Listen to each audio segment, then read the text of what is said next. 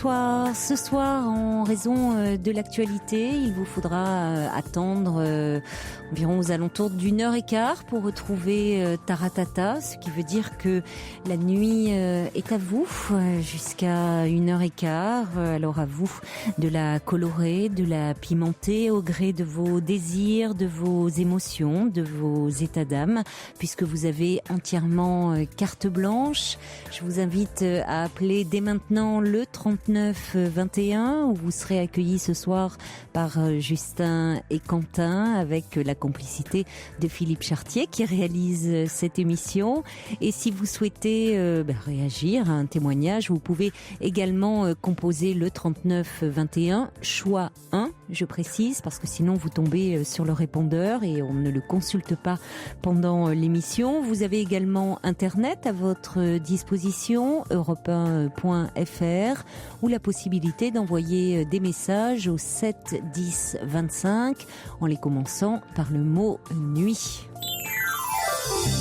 Caroline Dublanche sur Europe 1. On accueille tout de suite Jérémy. Bonsoir Jérémy. Oui, bonsoir. Bonsoir. Voilà, donc bien, je vous appelle parce que puisque c'est l'émission des états d'âme.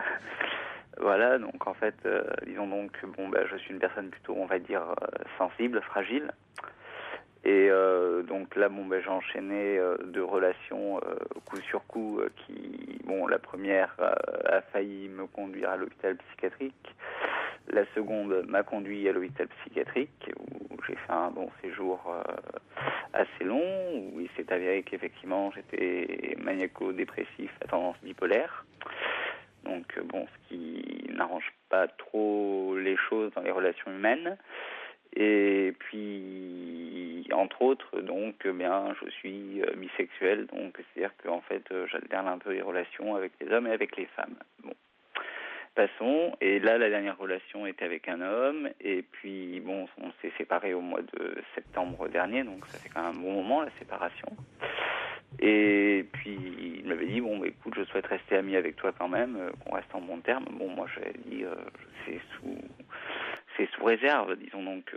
Jusqu'à maintenant, je suis jamais resté trop en bons termes avec les gens avec lesquels j'étais sorti.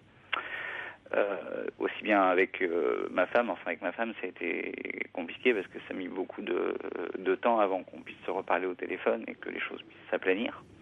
Enfin, on commence à peine à se reparler, donc pour dire, ça fait 2 ans.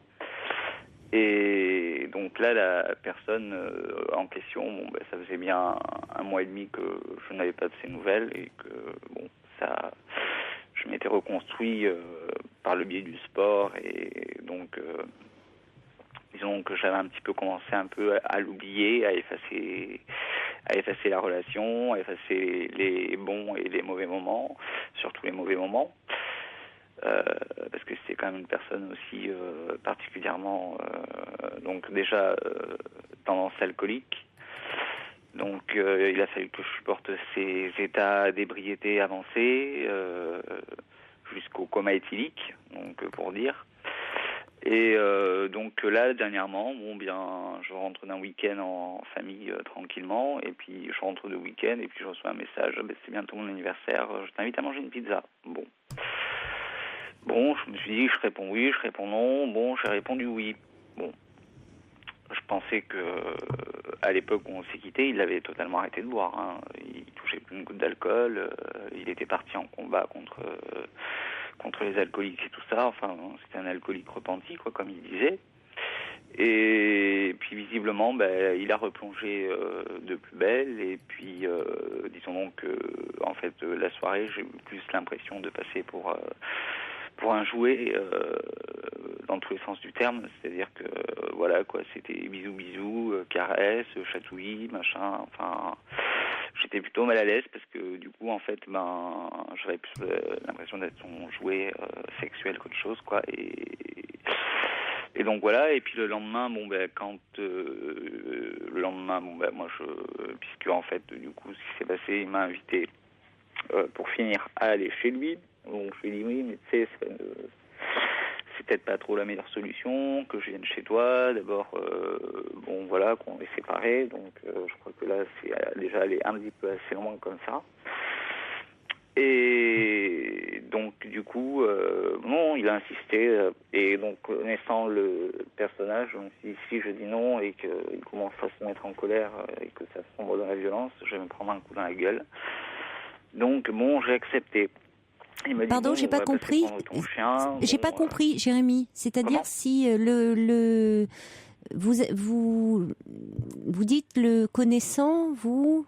Oui, le connaissant, en fait, si vous voulez, quand on lui dit non et qu'il est sous l'emprise de l'alcool et qu'il a bien bu, en fait, des accès de violence. Oui. C'est-à-dire qu'il aurait pu me foutre un coup de poing dans la gueule en me disant, c'est vraiment une salope, machin, tout ça. Je t'ai invité toute la soirée et tout, je dépense du fric et tout, enfin, pour toi. Bon, c'est sympathique, et, vos moi, rapports. comme je lui ai dit, je lui avais rien demandé, quoi. J'avais pas. Moi, au départ, c'était une simple pizza, hein. C'était pas grande soirée dans un grand restaurant, machin et compagnie. Du coup, en plus de ça, il m'annonce qu'il faut que je participe, donc que je paye ma part, quoi. Donc, du coup, c'était plus vraiment une invitation. Et donc, du coup, bon, je finis chez lui, donc je passe prendre mon chien. Bon, oui, enfin, entre le moment où vous sortez du restaurant et où vous allez chez lui, vous pouviez quand même, vous aviez une marge de manœuvre, là, il y avait du monde autour de vous. La marge de manœuvre était très limite parce qu'il était très collé à moi, en fait. Bon, enfin... Donc en fait, du coup, enfin, il était très collé à moi et puis du coup, il voulait pas trop me lâcher, quoi. Il m'a dit, et finalement, alors quelle est et votre puis là, demande? le problème, c'est que en fait, il arrête pas de me hanter. Donc bon, je suis suivi par une psychologue, un psychiatre, un infirmier psy, et bon, j'en ai parlé et tout ça. Et donc j'en arrive. Donc malgré ce que vous décrivez de cet homme qui peut être violent, vous dites qu'il vous hante, c'est-à-dire que il me hante en fait, comme je disais, il me hante parce que forcément. Malgré que le comportement qu'il a eu en fait m'a fait repenser à toute notre relation, les bons comme les mauvais moments, et puis il me hante et puis en fait j'arrive à dire que je le hais, que je le déteste, qu'il me prend pour son jouet. Écoutez, c'est déjà bien parce que vous allez finir par vous en détacher. C'est bien que... J'espère parce que c'est quand même quelqu'un qui adore jouer avec les gens, quoi. Bon, écoutez, vous allez à un moment accepter de ne plus être son jouet. Un moment de rupture vraiment totale parce que ce genre de choses, il le fait avec moi, mais il le fait avec tous ses ex. Oui, mais ça, peu importe. Hein. Après tout, l'important dans cette histoire, c'est, en l'occurrence, c'est vous. Vous me dites que vous êtes pris en charge. Du fait de votre fragilité psychologique, est-il nécessaire d'aller vous mettre dans une relation avec quelqu'un qui lui-même a d'autres difficultés? Maintenant, je suis devenu complètement paranoïaque. C'est-à-dire que maintenant, je me méfie de tout le monde, quoi. Donc, disons donc autant de. Oui, alors il ne s'agit pas de tomber non plus dans l'autre extrême et d'être suspicieux vis-à-vis de tout le monde. Comme un chat qui sort les griffes, quoi. Oui, mais vous ne vous méfiez pas vous donnez votre confiance à des personnes qui n'en valent pas la peine et après vous vous méfiez de tout le monde. Donc vous voyez, il y a lieu un peu de revoir tout ça et de travailler avec les personnes qui s'occupent de vous actuellement pour vous défaire de cette relation avec cet homme et puis de savoir un petit peu plus où vous en êtes parce que vous allez vers des relations qui vous fragilisent et vous n'avez pas besoin de ça. Oui. Voilà. Donc, je crois que c'est quand même important de comprendre aussi pourquoi vous acceptez peut-être dans vos relations d'être le jouet comme ça et qu'est-ce que vous répétez de votre histoire? Comment? À vous, qu'est-ce que vous répétez d'une histoire peut-être plus ancienne? En fait, j'ai un peu l'impression de répéter toujours le même cycle. Oui, mais justement, quand on répète, il faut chercher à comprendre pourquoi. Mais si vous êtes suivi et pris en charge, c'est important d'en parler dans le cadre de votre prise en charge, Jérémy. D'accord. Ouais. Bon courage à vous, en tout cas. Entendu. Au revoir. Il n'y a pas de problème. Merci. Au revoir. Pour rejoindre Caroline Dublanche, appelez le 39 21, 34 centimes la minute.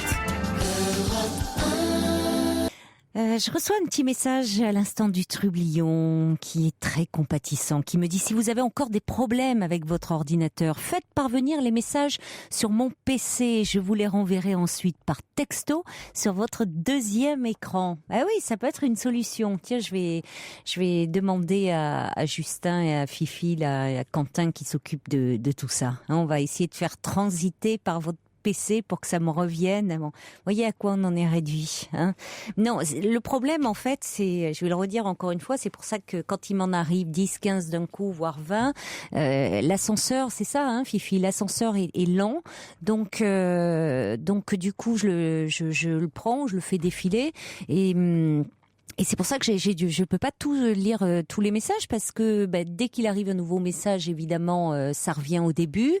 Après, je veux redescendre pour lire les autres messages, mais ça prend un temps fou. Alors en même temps, du coup, je bafouille, donc bon, c'est pas très net pour l'émission. Donc malheureusement, voilà, il y a des messages qui passent à l'as. Bon, c'est pas très passionnant ce que je vous raconte, mais c'est un peu le côté pratique, la cuisine interne de l'émission. Allez, on va accueillir Bénédicte. Bonsoir. Oui, bonsoir Caroline. Bonsoir Bénédicte. Alors moi je vous appelle parce que mon souci c'est que je ne peux accueillir personne chez moi.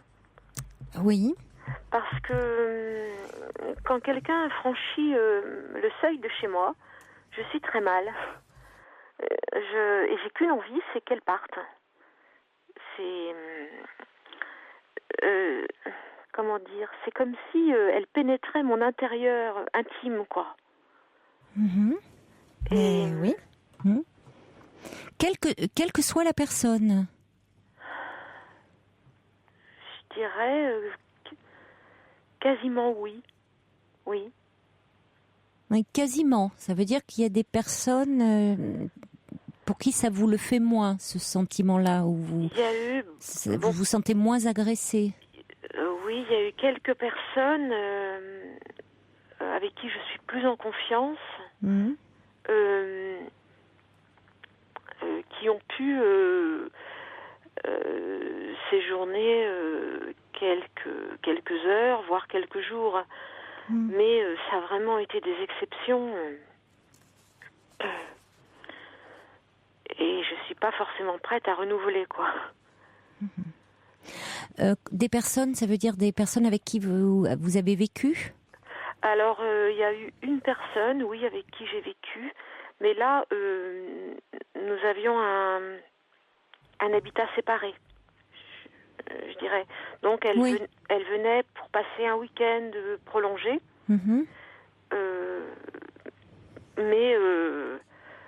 bon, à la fin du week-end, pour moi, ça me suffisait. Hein. Au bout de 2 jours, j'aspirais qu'une chose, c'est qu'elle parte. Oui, à retrouver votre intimité. Oui. Et ça veut dire que vous ne recevez pas vos amis chez vous ?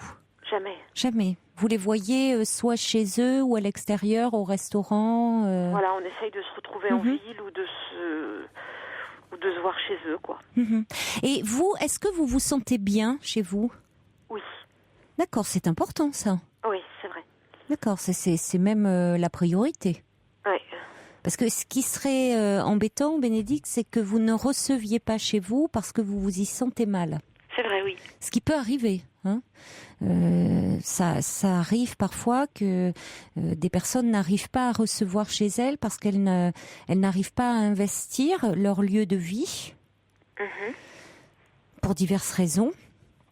Et donc elles ne peuvent pas, soit parce que c'est trop désordonné, elles n'arrivent plus à ranger, elles n'arrivent plus à le nettoyer, et donc elles ont souvent peur que ça renvoie à une image abîmée d'elles-mêmes. Oui. Parce que la maison nous dévoile aussi, hein, elle raconte un peu notre personnalité, ce que l'on est, notre histoire. Bon, alors elle nous dévoile et puis elle nous protège. Hein, elle est double aussi. Oui. Donc bon, donc finalement, l'important c'est que vous vous y sentiez bien. D'accord. Après, est-ce que ça pose problème ? C'est-à-dire vos amis, au fond, est-ce que ça les ennuie ou est-ce qu'ils comprennent, est-ce que ils vous acceptent comme ça, c'est-à-dire que vous allez plutôt chez eux, vous allez et puis vous les invitez autrement, c'est-à-dire au restaurant. Moi je les invite pas, c'est-à-dire chacun on va au resto mais chacun paye sa part quoi. Voilà, c'est un lieu de rencontre plus neutre. Oui. Mais c'est-à-dire que vos amis ne vous invitent pas non plus, ne vous invitent pas chez eux. D'abord, j'ai pas énormément d'amis ou les amis que j'ai ne sont pas dans ma ville. Donc j'ai surtout des rapports téléphoniques avec eux. D'accord. Et sinon, des personnes avec qui ça peut aller sont des personnes avec qui j'ai relativement de confiance, mais qui peuvent passer à l'improviste. Et là, on prend, je dirais, un petit café dans ma cuisine, quoi. Donc ça marche. Mais quand il s'agit que je prépare un repas pour inviter des amis, alors ça, c'est terrible. J'angoisse, mais 10 jours à l'avance. Je suis très mal. Et puis finalement, il arrive que j'annule, quoi. Parce que c'est insupportable. Qu'est-ce qui est insupportable ? D'abord la peur de se rater ce repas, parce que je suis pas bonne en cuisine. La deuxième chose, c'est que quand je me retrouve à table, vraiment avec d'autres, je ne sais pas quoi dire. Il y a sûrement un manque de confiance de moi-même. Oui, certainement. Parce que déjà, quand vous dites, au fond, la peur de rater le repas, qui est une peur, là encore, très fréquente, souvent. Et particulièrement, moins on invite, moins on reçoit, plus on a peur. Oui. Parce que parce qu'on n'a pas l'habitude, donc on se met une pression colossale. Évidemment, plus les gens ont l'habitude de recevoir, après ils ont certains plats qu'ils ont l'habitude de faire. Vous voyez, il y a des habitudes qui se mettent en place. Alors que là, ça devient un événement extraordinaire de recevoir. Voilà, et ça prend une telle importance. Ça prend beaucoup d'importance. Donc, du coup, il faut que ça soit réussi. Voilà, à tout prix. C'est comme si vous passiez un examen de passage, quoi. Il faut que ça soit réussi. Vous vous mettez une pression colossale. Là où finalement, on oublie souvent que ce qui compte, avant toute chose, alors, Jean-Luc Petit-Renaud serait peut-être pas d'accord avec moi, mais avant tout, c'est quand même l'atmosphère aussi qui se dégage. C'est l'ambiance, la convivialité, au fond. Alors, évidemment que le plat, ça aide, quand on a les papilles réjouies, mais je veux dire, si vous avez un plat extrêmement goûteux, délicieux, mais dans une ambiance extrêmement pesante, je vous assure qu'il va vous rester sur l'estomac. Donc parfois il vaut mieux même un bon plat de pâtes. Il y a eu on a tous connu des soirées comme ça, un bon plat de pâtes ou des soirées avec plateau de fromage, charcuterie, un peu de rouge, des choses comme ça où voilà, il y avait rien de sensationnel et on a passé de merveilleuses soirées à refaire le monde, on a bien rigolé, parce c'était chaleureux. C'était chaleureux, c'était fait à la bonne franquette, et voilà, parce qu'on était heureux d'être ensemble, tout simplement à partager un bon moment, et où on s'est pas trop pris la tête. Alors, ce que je voudrais, moi, c'est pouvoir inviter des amis, inviter mes voisins, avec qui je m'entends bien, inviter mes frères et sœurs. Oui. Mais alors tout ça, ça fait partie du rêve, quoi. Oui. Oui, vous aimeriez le faire. Oui. Oui, parce que à l'extérieur, je dirais que tout va bien.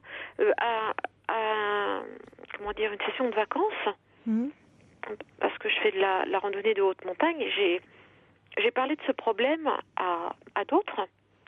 Et là, ils ont ouvert de grands yeux, mais ils m'ont dit, mais on n'aurait jamais imaginé ça de toi.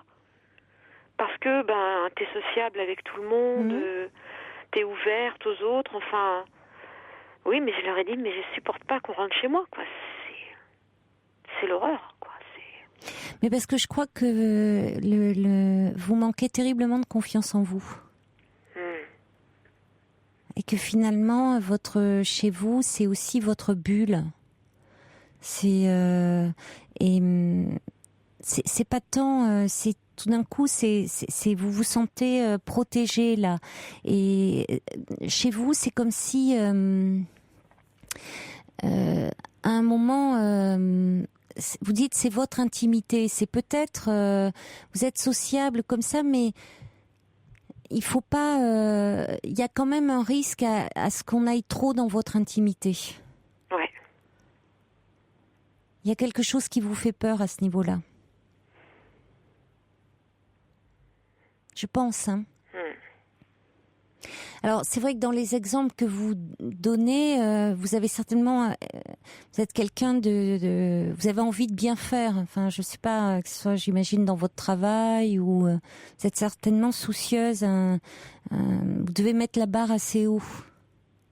Oui, je suis assez perfectionniste. Assez perfectionniste, oui. Ouais. Oui. Et donc, vous ne pouvez pas faire les choses à moitié. Si vous recevez, il faut que ça soit bien. Il faut que ça soit, vous voyez.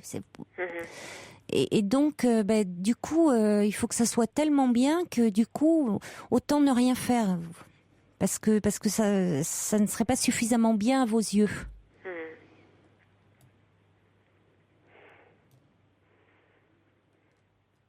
Donc, il y a quelque chose que vous protégez, et vous avez dit quand même des mots assez forts là que j'ai.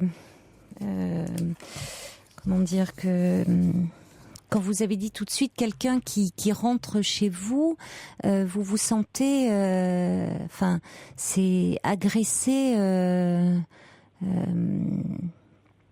C'est ça, agresser dans votre intimité. Il faut tout de suite qu'ils repartent. Oui.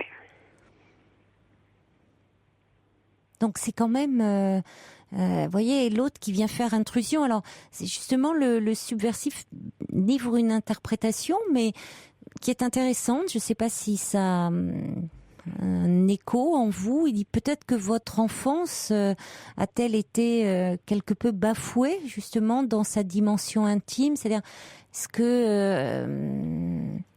qu'on des parents peut-être un peu trop omniprésents, est-ce que dont l'attitude vous aurait nié la possibilité d'un jardin secret?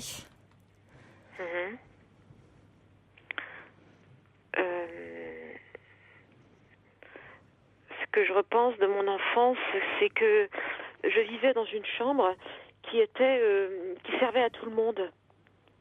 Je m'explique. Dans ma chambre d'enfant, il y avait à la fois un grand meuble où dedans il y avait les vêtements de toutes mes sœurs, de ma mère. Il y avait aussi les serviettes de toilette. Il y avait une armoire à pharmacie. Il y avait la machine à coudre. Il y avait le linge à repasser. Et indifféremment, quand chacun avait besoin d'un aspirine, d'une serviette de toilette, il rentrait comme ça. Sans frapper, sans... Oui. Et c'est comme si maintenant je me barricadais presque. Oui. Et comment? Oui. Mais c'est pas presque, c'est au fond vous protégez. C'est-à-dire que maintenant cette porte cette intimité qu'on ne vous autorisait pas, aujourd'hui, vous la préservez farouchement. Alors, dans l'enfance, bon, après tout, encore un enfant qu'on rentre dans sa chambre, quoi qu'encore quand il est occupé à jouer, ça peut le déranger parfois, hein, des allées et venues, mais on peut pas trop encore se rendre compte. Mais au moment de l'adolescence, ça devient là franchement insupportable, parce que les adolescents ont besoin que l'on respecte leur intimité. Oui, donc l'interprétation du subversif est vraiment très... Oui, il y a quelque chose d'intéressant. Très judicieuse, oui. Mais à la fois, ça me gêne aussi, parce que pour une vie amoureuse, c'est très compliqué. très très compliqué. Oui, c'est-à-dire que c'est compliqué même de partager avec quelqu'un avec qui vous avez pourtant parce que là vous avez une intimité différente. Enfin, vous avez vraiment une véritable intimité. En quoi c'est compliqué? Par exemple, un petit détail, je supporterais bien d'être dans le lit de quelqu'un, chez la personne, mais je ne supporterais pas que la personne soit dans mon lit. Une fois, un ami on a voulu être dans le même lit chez moi. Au milieu de la nuit, je suis partie et j'étais dormir à côté. C'était insupportable. Mais par contre, chez lui, tout allait bien. Mais mon lit, c'était vraiment mon endroit sacré. Ouais. Personne d'autre que vous ne peut y dormir. Non. Parce que quand il y a quelqu'un d'autre à côté, je peux pas dormir. Et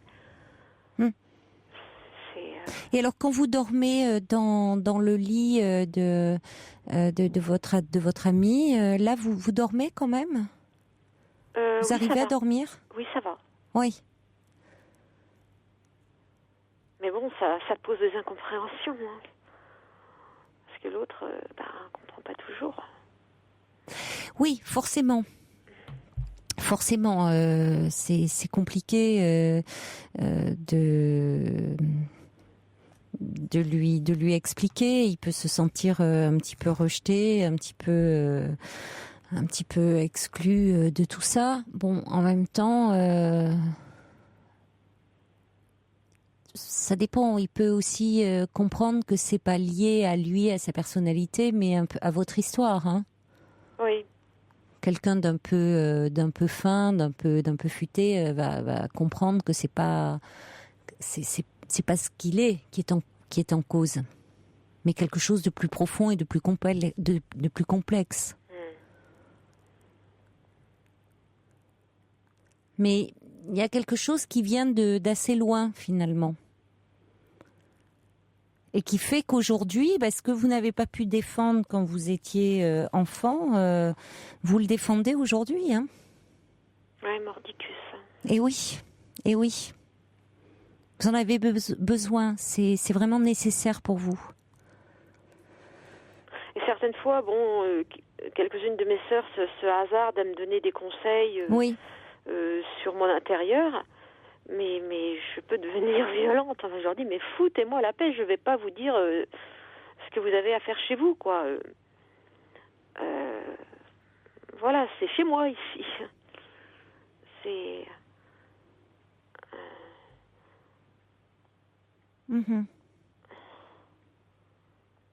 Mais au-delà de ça, dans votre famille, est-ce que justement vous étiez aussi entendu, vous, par rapport à vos sœurs, un peu? Est-ce qu'on tenait compte de votre parole?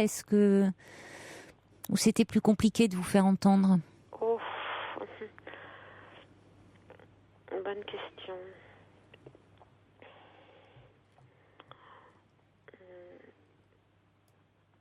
Disons que non, je crois que j'ai jamais été très entendue. Mais ce que je comprends pas, c'est que mes frères et sœurs ont pris tous un chemin différent du mien. C'est-à-dire, maintenant ils sont mariés, et puis eux, au contraire, ils invitent beaucoup, ils ont beaucoup d'amis.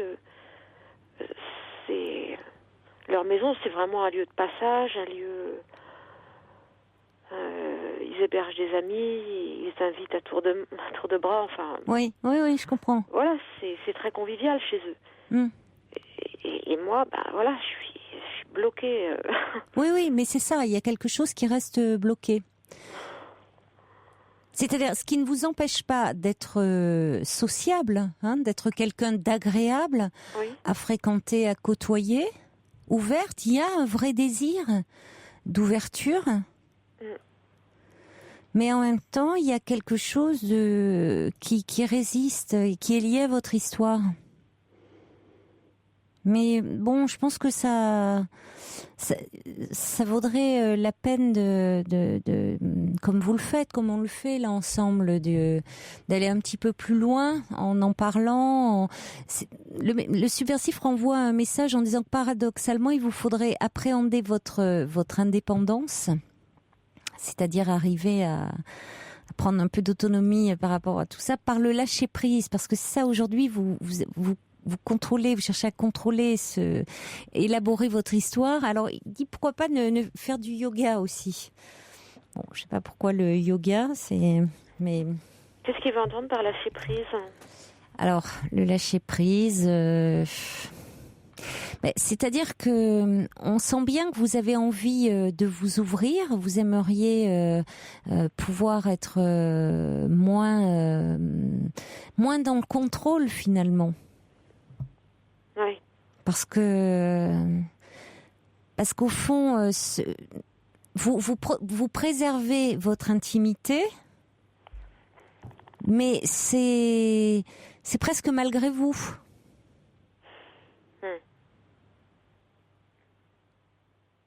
Il y a une partie de vous qui en a besoin, mais finalement, ça ne vous satisfait pas complètement. Oui. Donc, il faudrait arriver à pouvoir vous défaire de ça, à comprendre pourquoi. Alors, comprendre pourquoi, il y a des raisons, évidemment, liées à votre histoire, mais à arriver à vous ouvrir, à vous libérer de tout ça. Alors, dans ma famille, je me souviens que les repas, par exemple, c'était... on n'invitait personne. D'accord, dans votre famille, on n'invitait pas? Non. Jamais. Et je ne comprends pas pourquoi mes frères et sœurs ont réussi. Enfin, je pense qu'ils ont pris sûrement le chemin inverse. C'est possible. De leur éducation. Oui, ça arrive, oui. Et que moi, j'ai eu plus de soucis et... Donc je suis... je pense que pour mes parents, c'était difficile d'inviter. Parce que j'ai un père qui est, je dirais, un peu coincé, quoi. Pour lui, c'est difficile d'avoir à parler avec des gens qu'il connaît pas trop, d'engager la conversation. C'est un grand timide, Donc, il fuyait, quoi. Il fuyait les repas avec d'autres. Et les invitations.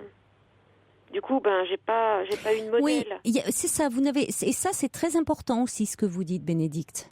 Parce que il y a aussi, si on a eu des parents qui étaient habitués à recevoir, ou aussi la maison c'était un lieu de passage, où il y avait des amis, la famille, ou les enfants vont être aussi souvent dans ce modèle-là. Mais quand on a devant soi des parents qui sont assez repliés sur eux-mêmes, on peut, alors soit, comme vous dites, prendre le contre-pied de cela, soit être au contraire très poursuivre aussi. Et puis vous, je vous dis, il y a cette question à l'intimité. Moi, je pense qu'il faudrait un peu aller parler de votre histoire, parce que on sent qu'il y a vraiment une ouverture, que vous êtes prête à le faire. Que ça vous aiderait à avancer. Vraiment. Ce que dit Brigitte, oser un petit peu plus. Un peu d'ouverture, de confiance récompensée entraîne un peu plus de confiance, etc. Mais je vous dis, il y a des... Vous dites, voyez, en peu de temps, vous avez dit pas mal de choses déjà de votre histoire. Donc ça se trouve, même quelques séances vous aideraient à un peu débloquer certaines choses. Alors après, il y a des personnes... Bon, là, c'était les messages sont arrivés avant qu'on aborde la dimension plus relationnelle de ce que vous décrivez. C'était plus dans le côté recevoir.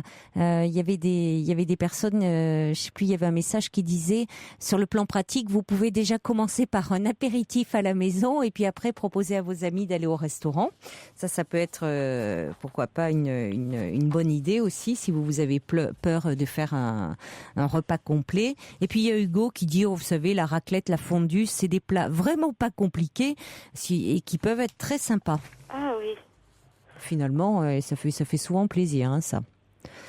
Hormis pour ceux qui n'aiment pas le fromage, évidemment. passé aussi à des apéros dînatoires. Mais exactement. Des petites choses Ça plaît comme beaucoup, qui ça. sont moins, Mais voilà, un petit buffet, un petit formel. truc. Mais exactement, les gens adorent ça. Vous savez, bon. Donc, J'ai l'impression qu'il y a des choses qui sont liées aussi à un manque de confiance en moi. Ah, mais ça, c'est évident. C'est évident. Ça s'entend. Oui, c'est certain. Oui, oui. Vous vous mettez la barre très haut en plus. Donc, hop, vous vous inhibez et vous ne faites rien. Oui, oui. Vous avez un manque terrible de confiance.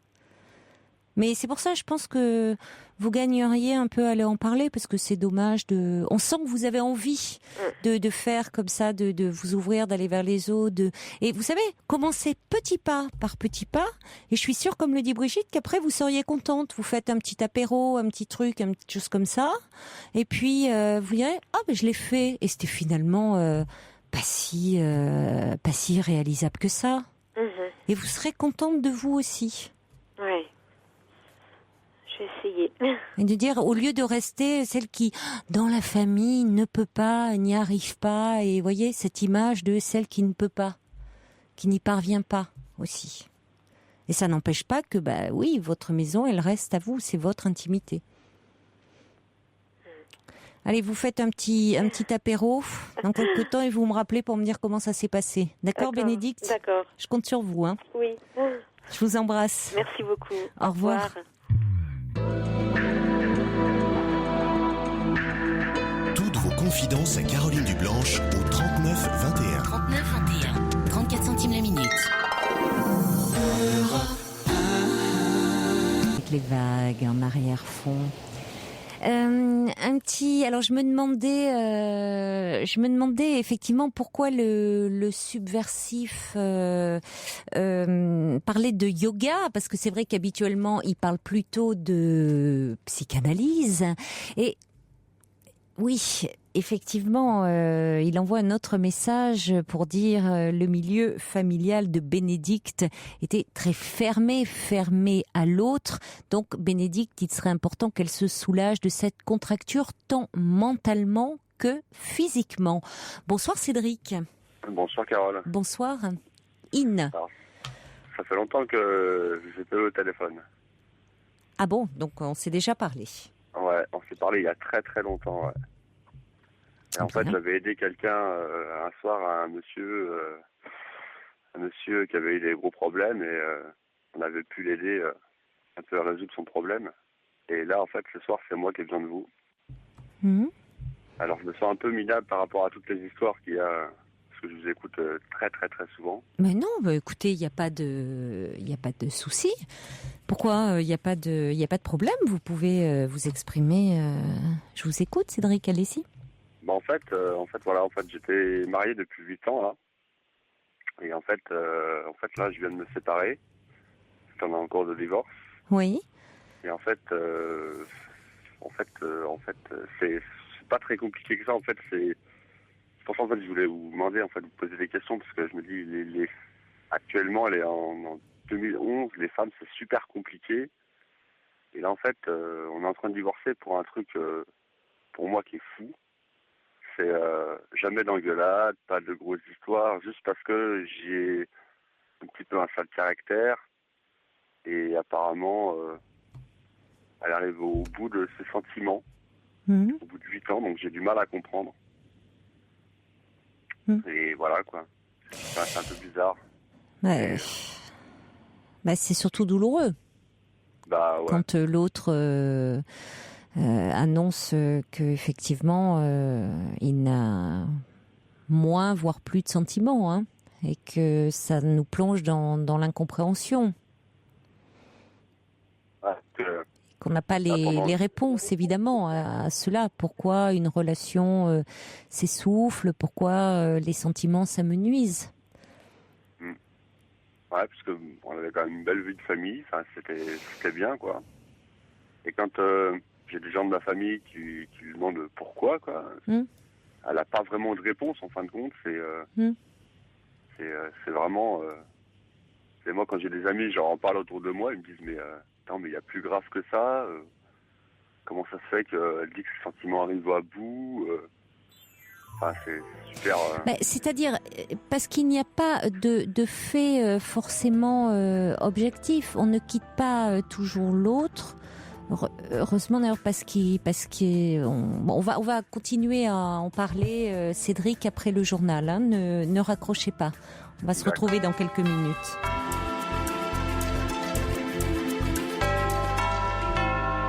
Vous écoutez Europe 1, il est minuit.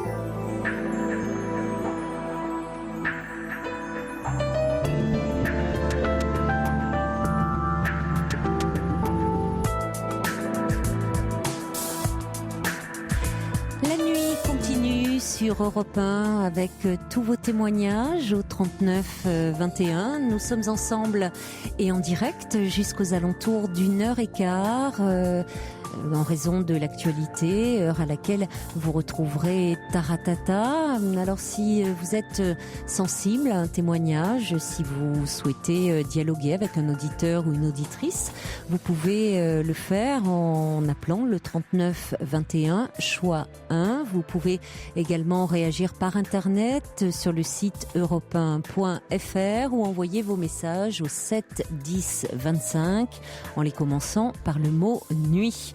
Un petit courriel d'Ornella qui a été très touchée par le témoignage de Bénédicte et qui voulait lui souhaiter le meilleur pour la suite. Pour l'instant, nous sommes en compagnie de Cédric. Donc vous êtes assez désemparé parce que vous ne comprenez pas finalement pourquoi votre femme décide de vous quitter au bout de 8 ans de relation, et elle vous a annoncé qu'elle n'était plus amoureuse de vous. Donc vous avez du mal à comprendre comment les sentiments comme ça peuvent s'user.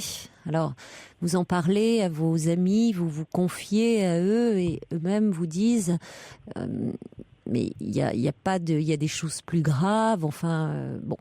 Et j'étais en train de vous dire avant le journal de minuit que on ne quitte pas l'autre forcément parce que il y a des choses graves, c'est-à-dire parce que il y a eu des je sais pas, alors on va aller du plus grave, des actes de violence ou voire des conflits extrêmement fréquents, ou qu'on ne se supporte plus, ou vous voyez, malheureusement parfois on s'aperçoit que on s'est tellement éloigné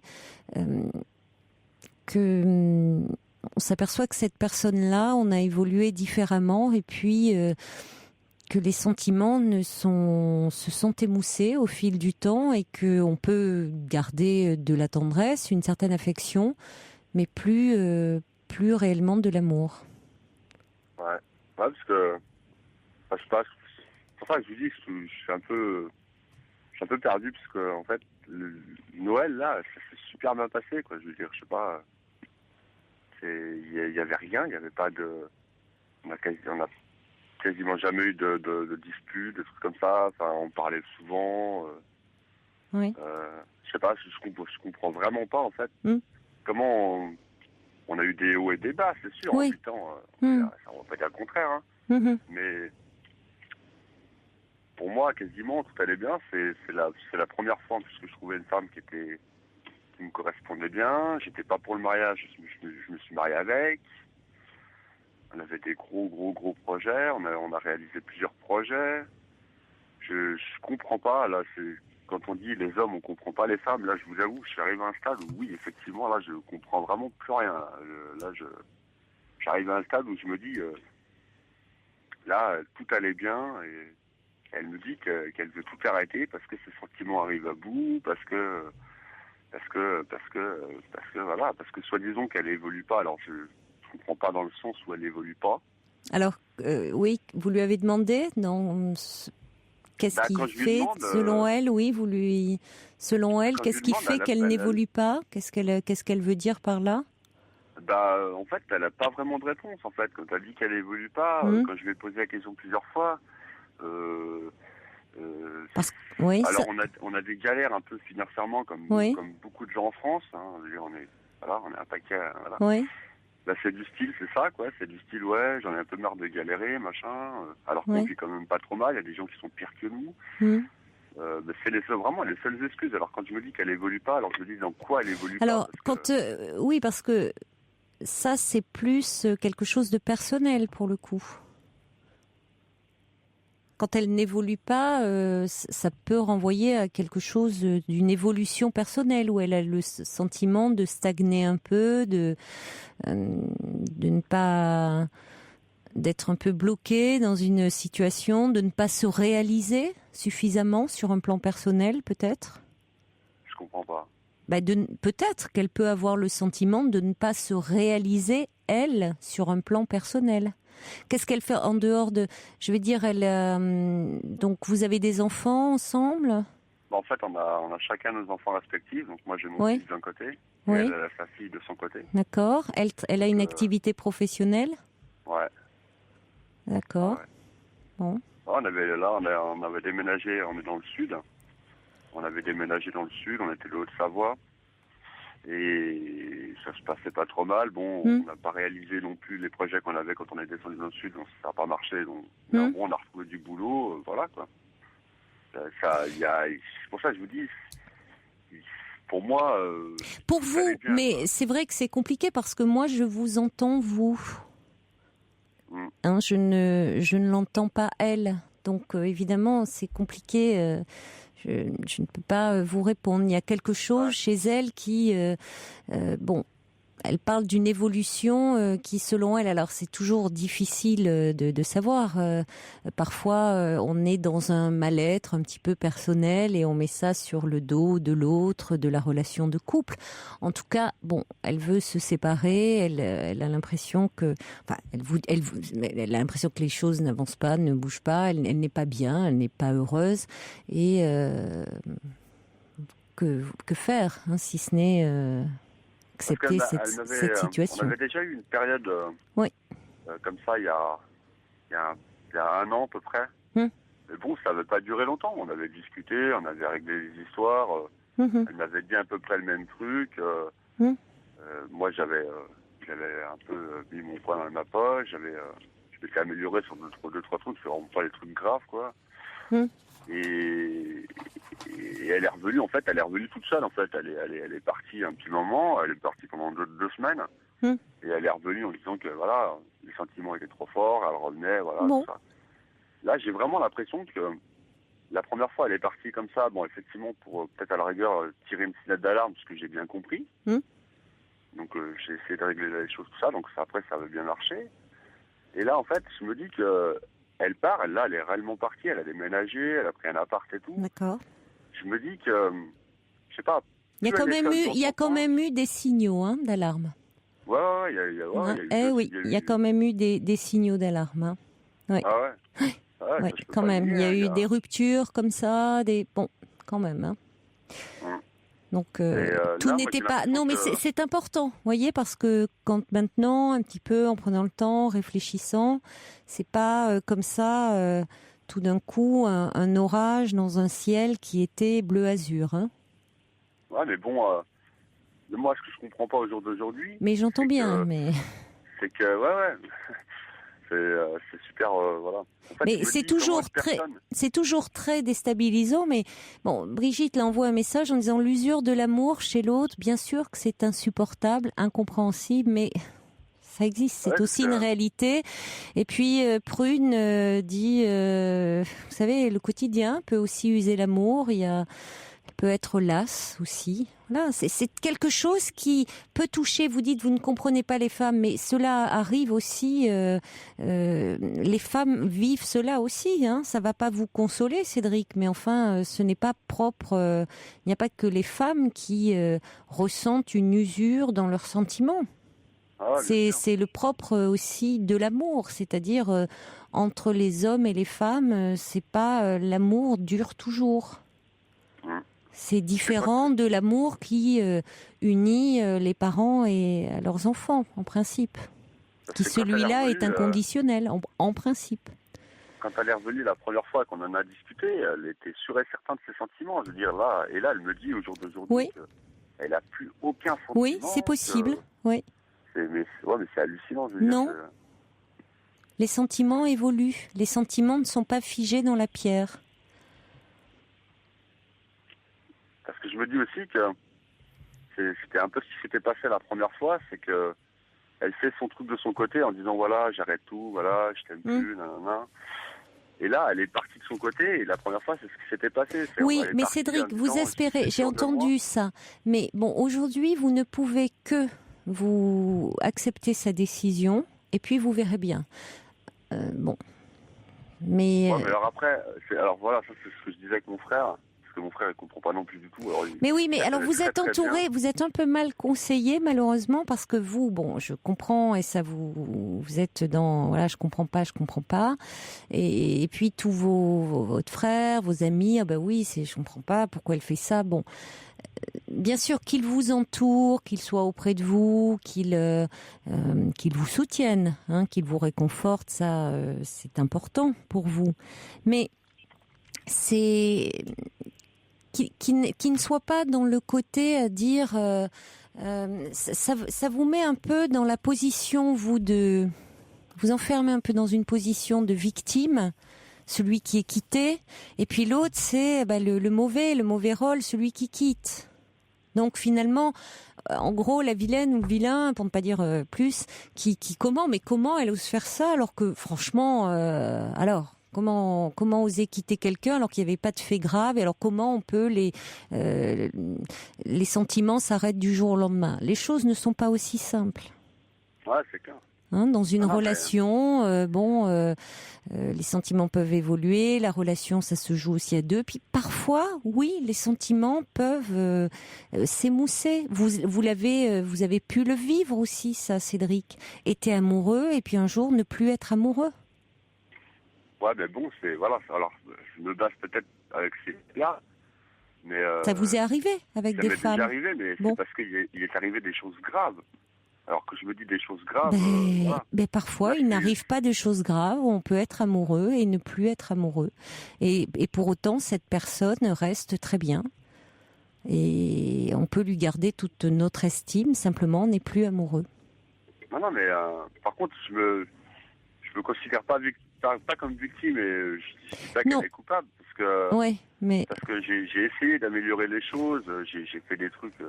Oui, mais Ouais, je veux j'ai dire fait que peur. votre environnement, bon, encore une fois, je vais le répéter pour conclure, qu'ils vous soutiennent, c'est important, mais attention de dire, parce que vous voyez, de rester de je comprends pas, c'est pas ça qui va vous faire tellement avancer. Hein? Parfois, on n'a pas toujours les réponses. En plus. Parce qu'effectivement, en l'occurrence, il y a quelque chose de... Elle-même ne saurait pas tellement forcément vous dire pourquoi. Pourquoi on est amoureux, pourquoi on tombe amoureux, pourquoi un jour on l'est moins, voire plus. On ne sait pas tellement finalement le dire, parce qu'il n'y a pas toujours des faits. C'est-à-dire que parfois c'est parce que l'autre nous a déçus, l'autre nous a blessés, l'autre nous a trompés, l'autre nous a... Bon. Mais parfois il ne s'est rien passé de grave. Il n'y a rien eu des faits particuliers qui justifient cela, et pourtant on n'est plus amoureux. Et c'est vrai que là on est un peu ennuyé parce qu'on ne sait pas pourquoi. On se rend compte que on n'est plus amoureux, voilà. Et on ne sait pas, du coup, on a du mal à donner des explications puisqu'on a du mal à se l'expliquer à soi-même. Alors évidemment que ça vous plonge dans un abîme d'incompréhension. Ouais, puis. Mais après, bon, maintenant, il faut que vous, pour le moment, vous ne pouvez que respecter sa décision, ne pas l'appeler, et puis qui sait, peut-être que elle réapparaîtra. Ouais, mais alors voilà. Alors je me pose, voilà, maintenant c'est ma deuxième question. Je me dis que la première fois elle m'a fait le coup. Alors, là elle recommence. bon, Si elle vous revient, verrez bien. On part sur quoi? Vous verrez, vous n'en êtes pas là pour le moment, elle est partie. Hein? Donc il sera toujours temps de voir si elle revient. D'accord? Si elle revient, peut-être que vous, à ce moment-là, vous aurez trouvé quelqu'un d'autre. Peut-être qu'effectivement, vous n'aurez plus envie de renouer. c'est possible. En fait, ouais, là, Allez j'arrive un Cédric, peu à il faut. ça. Là, on peut pas refaire tout, envisager tout tout projeter comme ça dans l'avenir, parce que pour le moment c'est trop incertain.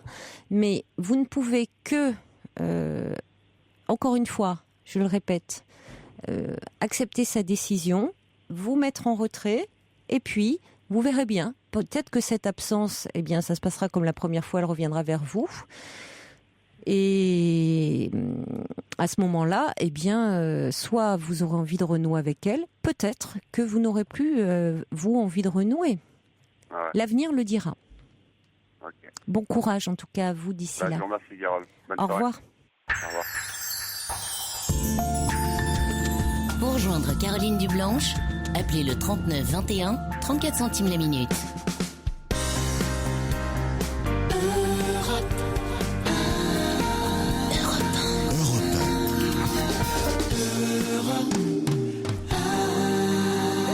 Allez, pour Flo, qui me dit « Oh, merci Fifi de nous passer Adèle, j'adore ». Bon, il est très content Fifi, mais c'est Bertrand Rutilly qu'il faut remercier parce que c'est lui qui s'occupe de toute la partie musicale de l'émission et de tout ce qui se fait d'ailleurs sur Europe 1 en matière de musique. Un petit mail d'Hugo qui voulait réagir au témoignage de Cédric qui dit « Ça m'est arrivé aussi. Le problème de nous les hommes, on ne voit jamais rien arriver. Je travaillais beaucoup trop, on se voyait en coup de vent le soir et le dimanche uniquement, où nous ne faisions jamais rien ensemble, toujours ces dimanches à recevoir de la famille, des amis, etc. Après coup, j'ai compris, bien sûr, mais trop tard. » Ah, merci Hugo. Merci Hugo de l'avoir dit pour moi, parce que je me suis dit, voilà, si encore, je le disais, on va dire, évidemment, les hommes en prennent plein le dos. Mais j'entends quand même souvent dans les témoignages, des témoignages d'hommes qui, lorsque leur compagne, leur femme les quitte, me disent, je comprends pas Caroline. Mais tout allait très bien, j'ai rien vu venir.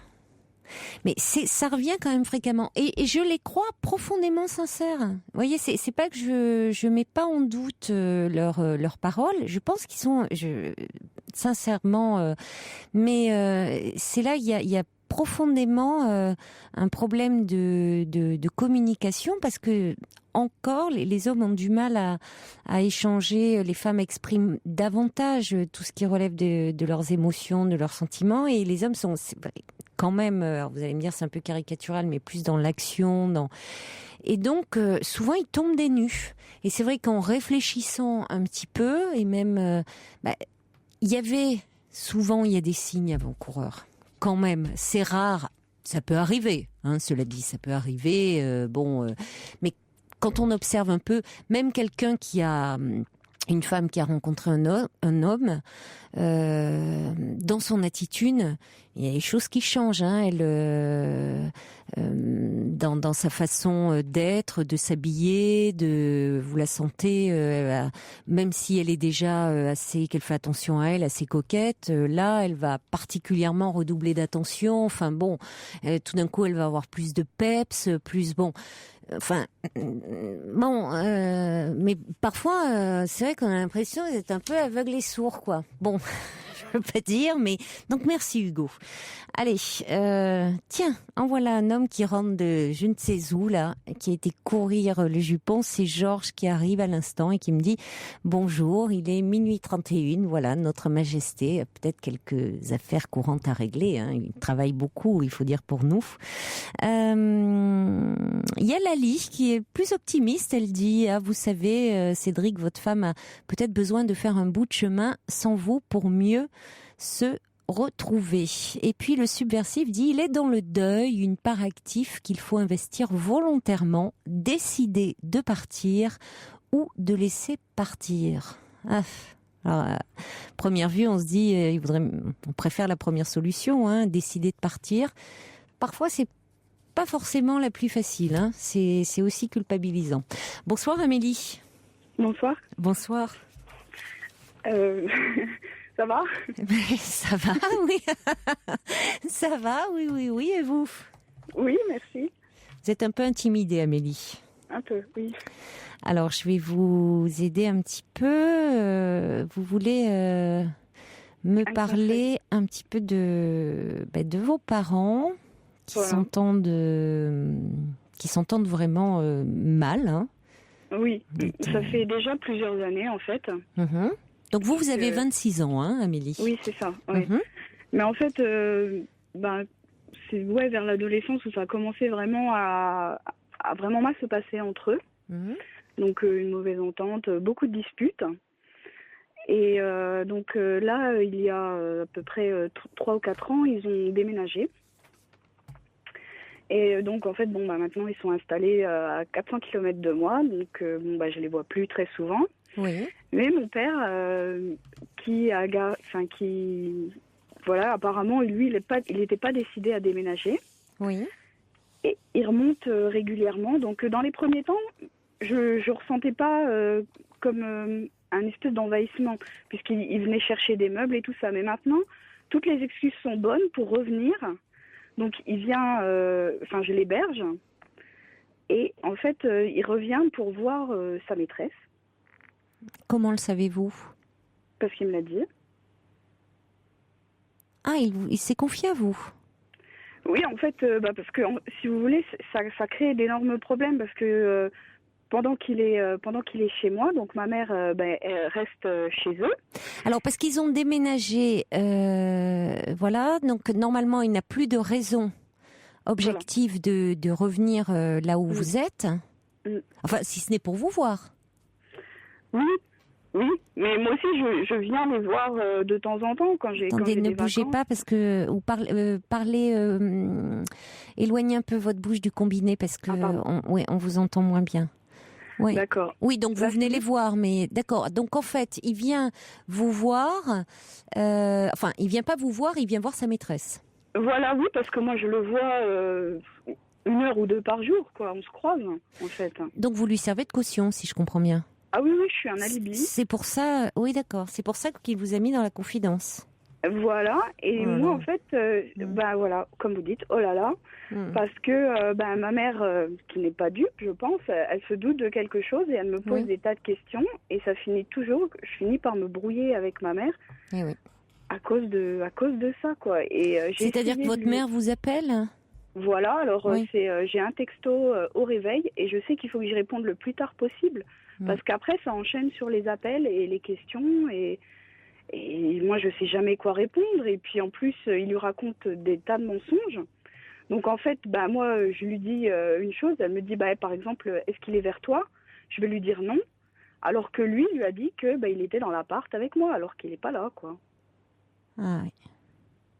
Et donc, en fait, ma mère, au bout d'un moment, s'énerve. Et moi, j'ai essayé de lui parler à mon père. J'ai essayé de lui dire, mais écoute, ne viens pas comme ça dans le mensonge. Essaye de, si ça va plus, vous arrêtez, parce que de toute façon, je lui ai dit que ça faisait des années que c'était une ambiance vraiment imbuvable, quoi, et autant qu'il fasse quelque chose, quoi, autant que ça se termine, mais en fait, non. Ça fait combien de temps qu'il vous utilise, vous, entre guillemets, comme alibi?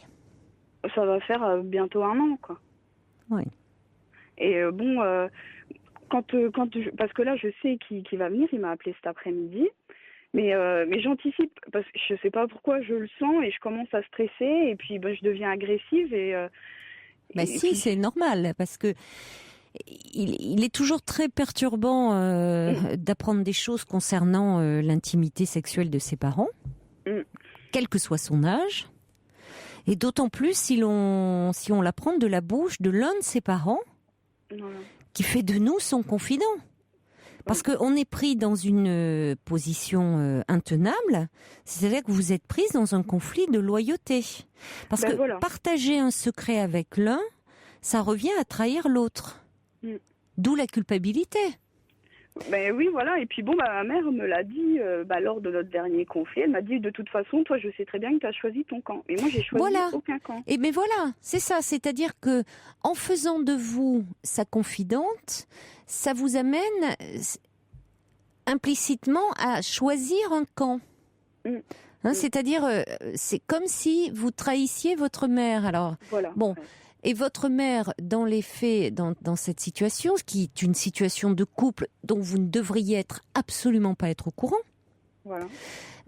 Votre mère, vous avez raison de dire, vous êtes très lucide, hein, Amélie, elle est certainement pas due, puisque pourquoi vous avez un texto dès très tôt le matin, pourquoi après, au fond, elle vous envoie plein d'appels téléphoniques, si ce n'est pour vérifier qu'il est bien auprès de vous. Bon, au fond, elle sait qu'il n'est pas là. Hein, sinon, elle vous laisserait tranquille, elle ne vérifierait pas. Et puis, elle se rend bien compte que vous ne pouvez pas lui passer. Voilà. Donc, elle le sait. Oui. Elle sait. Bon, mais elle continue quand même à donner le change, à faire semblant. Et alors, ce qui est finalement incroyable dans cette histoire, c'est que finalement, c'est vous qui vous retrouvez, enfin, à mentir. Oui, oui. À votre mère, au lieu, après tout, si votre père veut avoir une liaison, ce qui le regarde, c'est à lui d'assumer ses mensonges et non à vous. Voilà. Et ça me met toujours dans des situations. Et puis, au bout d'un moment, à force de raconter, parce qu'il me dit, oui, voilà, tu dis ça, mais le problème, c'est qu'il me dit de dire des tas de choses, mais en fait, il s'y tient pas, déjà d'une. Et puis, en plus, je m'y perds, et puis j'ai pas envie de... Voilà, ça me prend trop la tête. Mais je comprends. Mais je comprends que ça vous prenne la tête. Vous déployez une énergie considérable. Ça vous plonge, ça vous met dans une position intenable. Ouais. Donc, vous avez raison de dire, vous n'avez pas envie d'être là-dedans parce que ce n'est pas votre histoire. Voilà. Donc, votre père, maintenant, il va falloir lui dire qu'il prenne ses responsabilités dans cette histoire et que vous n'avez pas à lui servir d'alibi. Il s'arrange autrement. Mm-hmm. C'est-à-dire qu'il trouve d'autres choses, mais qu'il s'arrange, qu'il ne dise pas qu'il vient chez vous parce que vous ne voulez pas être dans cette situation, à avoir votre mère, à devoir mentir à votre mère. Que après ce qu'il vit, vous ne voulez plus être informé de quoi que ce soit concernant leur intimité. Mais la dernière fois, quand j'ai parlé à mon père, là, je lui ai dit, mais écoute, tu te rends pas compte de la situation dans laquelle tu me mets. Et il m'a dit, de toute façon, tu habites ici, donc tu peux bien m'héberger, tu ne fais que m'héberger. Je lui ai dit, oui, je fais que t'héberger, mais en attendant, qui est-ce qui s'embrouille avec, qui est-ce qui s'embrouille avec maman? C'est quand même moi. Et puis, de toute façon, j'ai pas... Non, vous ne faites pas que l'héberger. Ben voilà. Non, vous ne faites pas que l'héberger. Je le répète, en faisant de vous sa confidente, il vous a mis à une place qui n'était pas la vôtre. Ce faisant, cette place, elle est intenable parce que ça revient à partager un secret avec lui et donc finalement à trahir votre mère. Alors, vous n'allez pas, vous lui dites, vous n'allez pas lui faire un chantage, dire je vais tout révéler, dire que vous allez tout révéler à votre mère, parce que vous avez, pas de ça dont il s'agit. Dire c'est votre histoire, je ne veux tout simplement pas en entendre parler. Donc lui dire que vous ne faites pas que l'héberger, vous avez votre mère en ligne qui vous demande des comptes à vous. Voilà. Or, c'est leur histoire de couple et c'est à eux d'écrire la suite de l'histoire et non à vous. Parce que finalement, dans cette histoire, c'est comme si on vous demandait de choisir effectivement votre camp. Ah oui, ça déclenche les foudres et l'agressivité de votre mère qui, au lieu de s'en prendre au fond à votre père, s'en prend à vous. C'est plus commode. Hein? Oui, et puis je pense que aussi mon père, ça lui donne une situation plus confortable, entre guillemets, quoi. Parce que comme ça, il fait ses petites affaires quand il vient ici. Après, il repart comme si de rien n'était. Et puis, il revient, il fait ses allées et venues.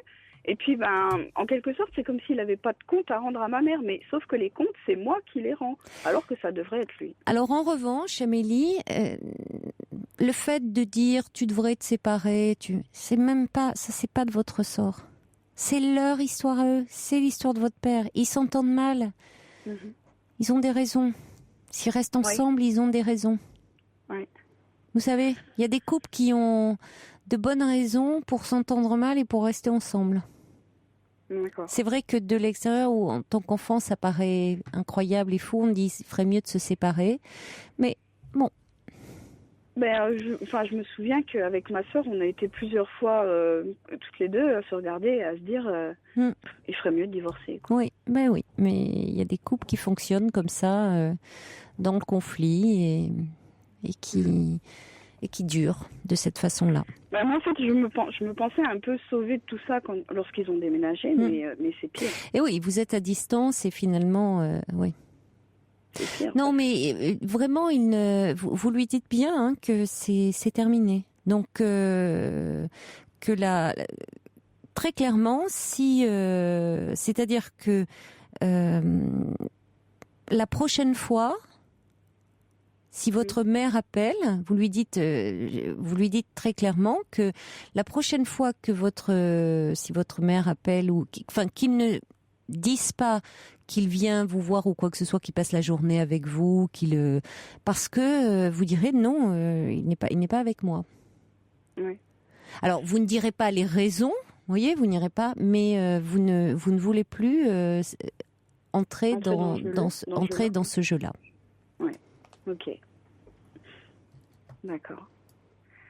Et à mon père, je dois lui dire aussi clairement que, pareil, je veux plus rentrer dans ce jeu-là, que maintenant il faut qu'il prenne ses responsabilités et qu'il assume ce qu'il fait, quoi, en fait.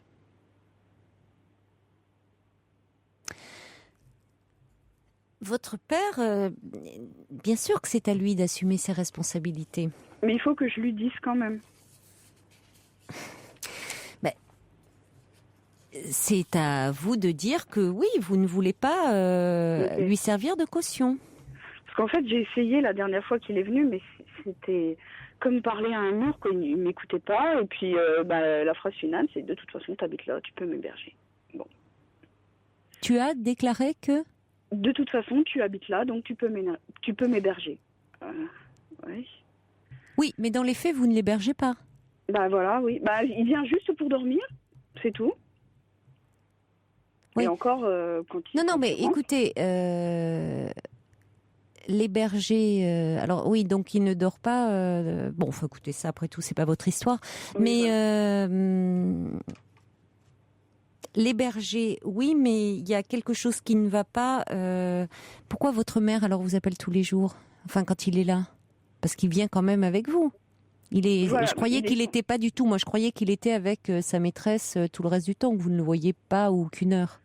En fait, il dit à ma mère qu'il est tout le temps chez moi. Alors, parce qu'en fait, il vient sous des faux prétextes. Oui. Alors, soit c'est l'électroménager qui fonctionne plus, ou ma voiture qui est en panne. Enfin, il y a toujours quelque chose en panne chez moi.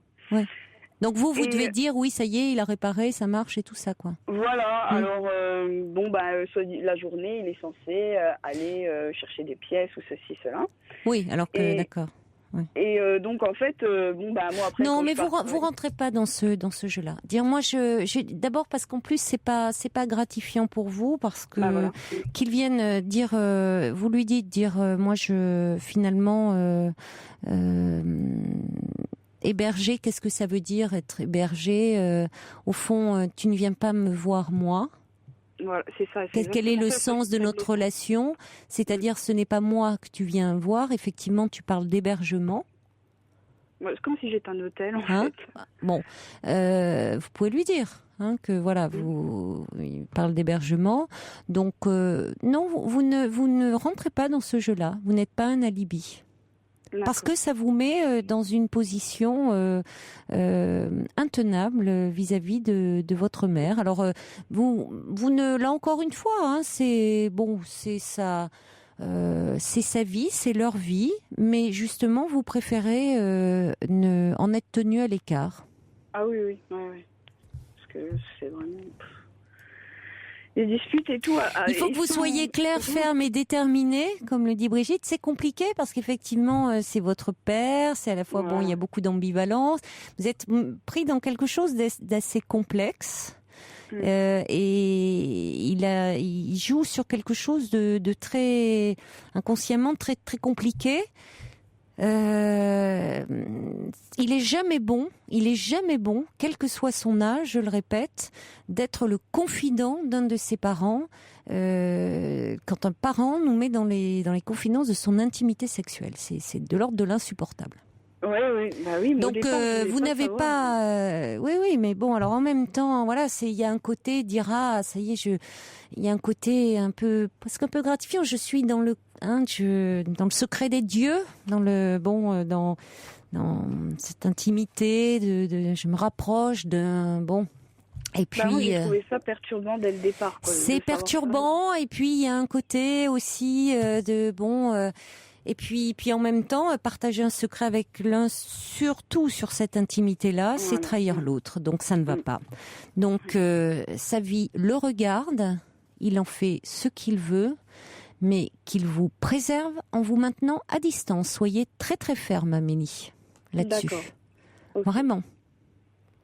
Okay. Et rassurez-vous, vous ne perdrez pas l'amour de votre père, hein. D'accord. J'ai un peu peur de ça aussi. Puis, j'entends bien. Celui de ma mère, parce que... J'entends bien. Non. Mais vous avez votre propre vie de jeune femme à vivre. Vous êtes tellement prise dans l'histoire de vos parents que quelle est la place pour vous dans votre vie amoureuse, enfin?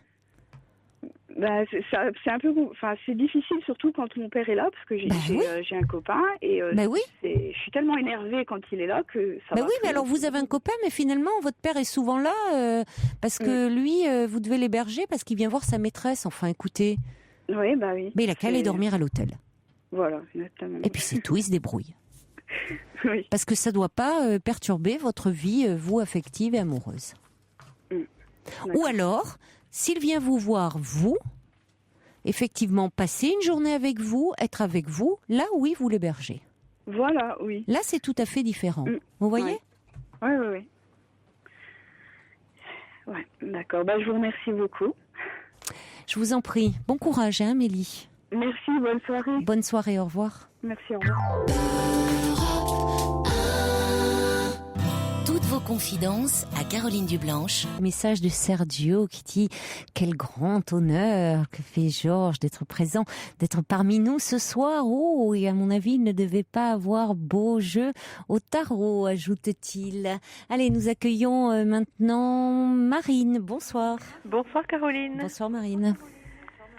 Je suis Marine, j'habite à Vous avez, il y a de l'écho. Oui, vous avez la radio, le haut-parleur. Ça y est, c'est réglé. Merci. Je suis à Nice, j'ai 63 ans, je suis d'un âge canonique, je pourrais bien sûr être arrière-grand-mère et je précise ça parce que vous allez comprendre pourquoi je vous dis ça maintenant. Si vous me permettez, je voudrais juste dire vraiment même pas 3 minutes, quelque chose qui me tient à cœur avant de vous demander vos conseils pour cette petite fille pour laquelle je vous appelle. Je voulais vous dire que mon papa, qui a 90 ans, qui est aveugle, qui est veuf avec un moral d'acier et un cerveau très actif, et vit dans une maison de retraite, oui. Et il vous écoute en même temps que moi pendant ses insomnies. Oh, écoutez, comment s'appelle-t-il ? Il s'appelle Christian Tilly et il est à l'île de Ré. C'est un homme extraordinaire. Écoutez, je lui fais toutes mes amitiés alors. C'est très gentil. Et j'ai su ça, mais tout à fait par hasard, en parlant avec lui. On a parlé d'Europe 1 et de Caroline. Et je me suis piqué un fou rire très affectueux. Parce que maintenant, on peut parler des cas intéressants. Oui, c'est formidable de vieillir de cette façon-là. Oui. Et je voulais aussi saluer au passage la bienveillance de Quentin et Justin, que je trouve importante, qui est touchante. Merci beaucoup. Et puis je voulais vous dire une troisième chose qui est très égoïste, c'est que je suis toujours très contente d'entendre des hommes se raconter. Oui, mais je comprends. Je comprends parce que c'est souvent compliqué. C'est vrai, les hommes ont plus de difficultés. Il y a souvent du fait de l'éducation encore. Oui. Moi, ça m'a manqué pendant presque 35 ans. Voilà. Ça vous a manqué Ça m'a beaucoup manqué avec mon mari, avec qui j'ai vécu pendant 20 ans. Oui. Et avec un homme avec qui j'ai vécu dans l'ombre pendant 15 ans. Oui. Et c'était 2 hommes qui ne parlaient pas beaucoup, qui ne s'exprimaient pas beaucoup. Et j'ai finalement appris, je crois, à me taire avec eux. Et oui, bien sûr. Oui. Bon, mais tout va bien, tout va bien.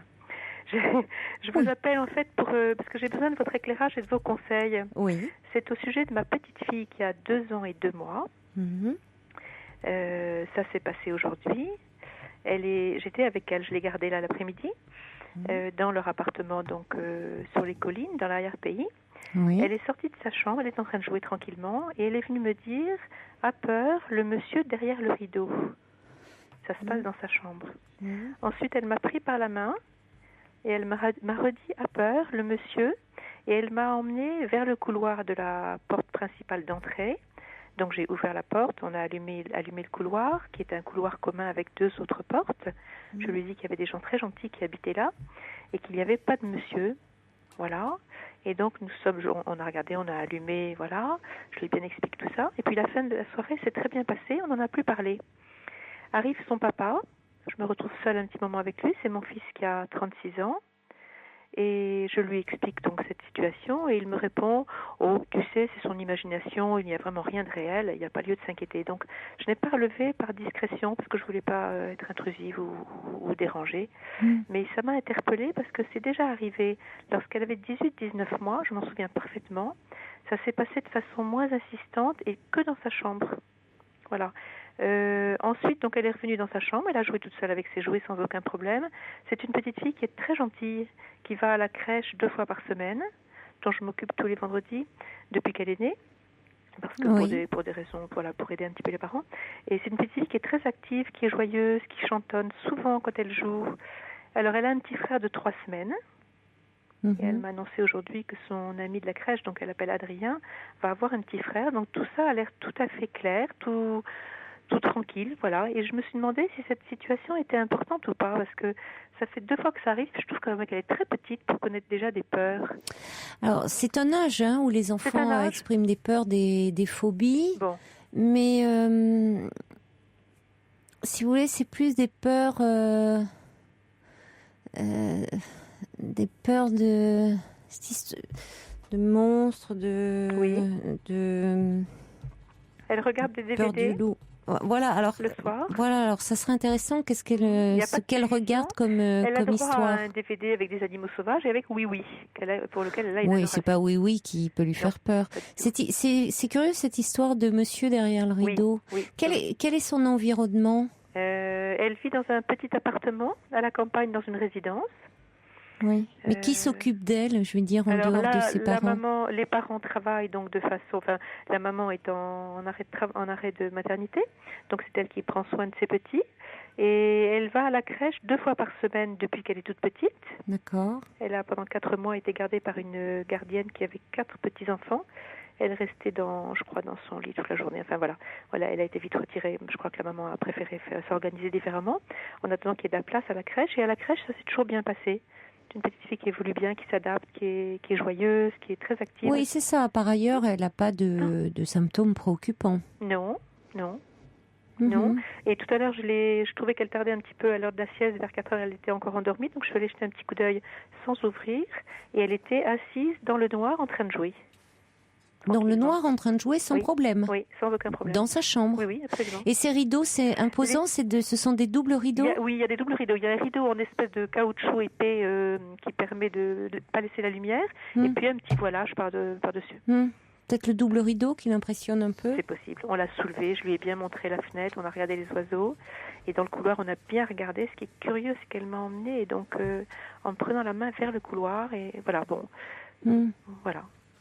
Thierry me dit, mais ne t'inquiète pas, non, il n'y a pas d'inquiétude à avoir. Oui. Mais comme elle est toute petite, comme on parle tellement de toutes ces possibilités d'être aidée pendant qu'il était encore temps, je me suis demandé s'il n'y avait pas... Voilà. Écoutez, c'est un âge où il y a des peurs, des phobies qui peuvent un peu apparaître, mais apparemment, comme elle va bien par ailleurs...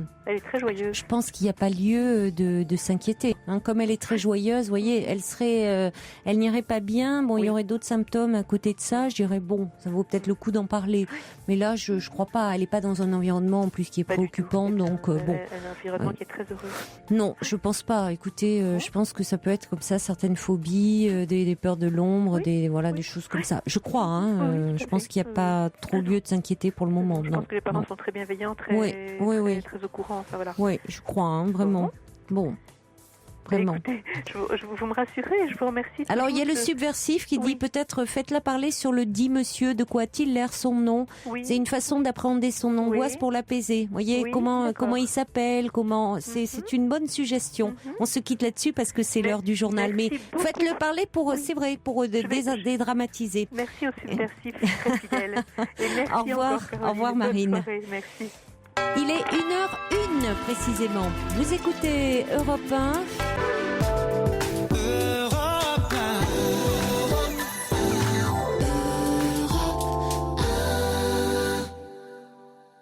Et oui, on joue les prolongations un peu ce soir. Vous retrouverez Taratata aux alentours d'1h13 précisément. Voilà, donc on va continuer des messages qui arrivent pour Marine et sa petite fille de 2 ans et demi qui voit un vilain monsieur, qui a peur d'un vilain monsieur derrière ses doubles rideaux. Alors Marine demandait si elle avait lieu de s'en inquiéter. Il y a Sergio qui dit quand mon bibou était petit, il avait peur d'une mamie derrière le rideau. Après moult recherches, nous nous sommes aperçus que c'était un personnage de marionnette. Il y a Lali qui dit Marine, votre petite a besoin d'être rassurée.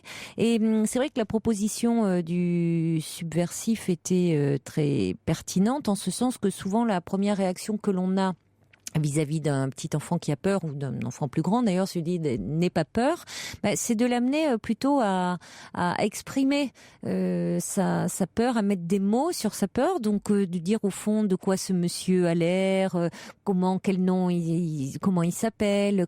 Quand l'enfant est un petit peu plus grand, là il est petit, 2 ans et demi, ils n'arrivent pas à dessiner un bonhomme déjà à 2 ans et demi, mais quand l'enfant est un petit peu plus grand, on peut lui dire dessine-le, représente-le. Bon, donc ça permet finalement d'élaborer cette angoisse, de la canaliser et au fond d'avoir moins peur.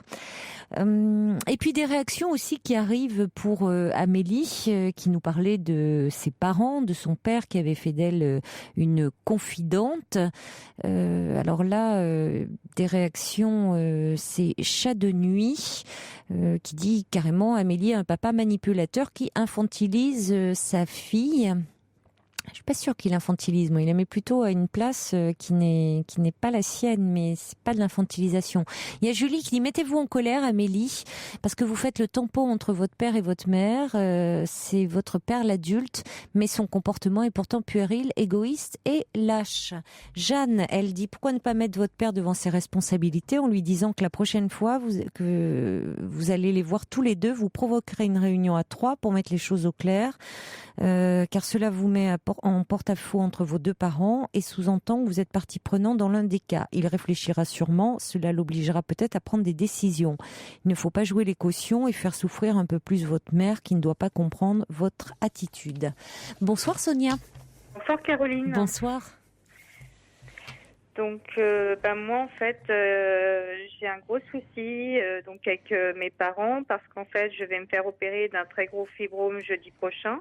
Oui. Et donc, ma maman souhaite depuis très longtemps voir ma gynéco parce qu'elle souhaiterait que je me fasse enlever l'utérus suite à un problème d'hémorragie, donc me créer le fibrome. Et donc, parce qu'elle me pense incapable d'élever un enfant plus tard parce que pour l'instant, je n'ai pas encore de travail. Et donc, moi, je ne suis pas d'accord qu'elle rencontre ma gynéco parce que ça me regarde moi avant tout. Et donc, elle ne veut pas comprendre ma réaction, en fait, par rapport à la gynéco, quoi. Donc voilà, donc je voulais un petit peu un conseil de vous, savoir, voilà. Oh là là, Sonia, oui, je viens de réaliser que j'ai 3 minutes. Il va falloir qu'on en reparle parce que, écoutez, je suis effarée par ce que j'entends. par ce que vous me dites. Vous avez quel âge, Sonia ? 35, je vais avoir 35 ans le 29 avril. Mais attends, vous allez vous faire opérer d'un fibrome. Oui. Vous avez 35 ans. Oui. Et votre mère, me dites-vous, veut rencontrer le gynécologue parce qu'elle veut qu'on vous retire l'utérus, oui. Parce qu'elle vous dit, elle pense que vous êtes incapable d'élever un enfant. Oui. Mais au nom de quoi ? Quel est cet abus de pouvoir ? Oui, parce que comme étant donné, elle m'a eu très très jeune et donc je pense qu'elle souhaite que je ne fasse pas la même erreur qu'elle et donc. Écoutez, déjà vous avez 35 ans, donc. Oui, voilà, mais donc elle estime que comme je n'ai toujours pas de travail, déjà je n'ai pas le droit d'avoir de petits copains ni de relation, donc c'est clair que bon, je suis un peu perdue et je ne sais pas quoi faire et voilà, j'ai très peur. Ils viennent me voir vendredi à l'hôpital et j'ai très peur de voilà. Bon, de toute façon, Sonia, ce que je peux vous dire, c'est que sachez que c'est pas ce que va dire votre mère qui va faire que le chirurgien va enlever l'utérus. C'est ce qui se passe. C'est c'est une décision, c'est ce qui se joue sur un plan anatomique. C'est vous, ce que vous dites vous, c'est votre parole, et puis après c'est aussi c'est pas la décision de votre mère qui va jouer sur la décision du chirurgien. Votre mère n'est pas toute puissante. À vous entendre, vous êtes encore effectivement comme une enfant qui voit sa mère comme ayant le pouvoir absolu. Oui. Y compris celui de décider de votre vie et donc du fait que vous pouvez ou non avoir des enfants. C'est-à-dire elle serait la seule à pouvoir avoir des enfants. Écoutez Sonia, il faudrait que vous me reparliez, il faudrait qu'on se rappelle pour en parler parce que il y a vraiment quelque chose de problématique. Vous rentrez de quand en clinique ? Jeudi prochain à 7h30 le matin. Bon, on se rappelle en début de semaine et on en reparle. Oui, vous pourrez me rappeler pour... Oui, vous pouvez aussi rappeler le 3921, mais ne raccrochez pas, on va vous mettre en relation avec Justin. Là, il faut que je rende l'antenne, mais c'est promis, on va vous recontacter pour la semaine prochaine. C'est promis. Okay. D'accord. Je vous remercie beaucoup, Caroline. Au revoir, Sonia. Je vous souhaite une très belle nuit à l'écoute de Taratata. Un très bon week-end, reposez-vous bien et nous on se retrouve bien sûr dès lundi, enfin je l'espère, même heure, même endroit.